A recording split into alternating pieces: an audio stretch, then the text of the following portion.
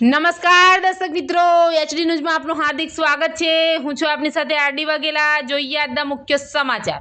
અંકલેશ્વરમાં સ્થાનિક સ્વરાજ્યની સંસ્થાઓની ચૂંટણી અંતર્ગત આજ રોજ તંત્રના અધિકારીઓ દ્વારા ફોર્મ ચકાસણીની પ્રક્રિયા હાથ ધરવામાં આવી હતી। ઉમેદવારો માટે 15મી તારીખે ફોર્મ પરત ખેંચવાનો દિવસ નક્કી કરવામાં આવ્યો છે। આ દિવસે અંતિમ ઉમેદવારોની યાદી સ્પષ્ટ થશે અને ચૂંટણીનું ચિત્ર વધુ સ્પષ્ટ બનશે।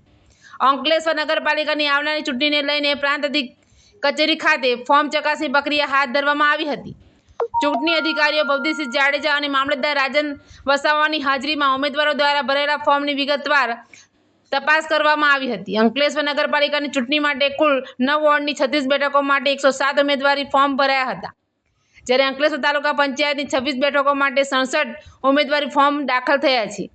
ચૂંટણી પ્રક્રિયામાં મહત્વપૂર્ણ તબક્કા રૂપે ફોર્મ ચકાસણી પૂર્ણ થયા બાદ હવે ઉમેદવારો માટે 15મી તારીખે ફોર્મ પરત ખેંચવાનો દિવસ નક્કી કરવામાં આવ્યો છે।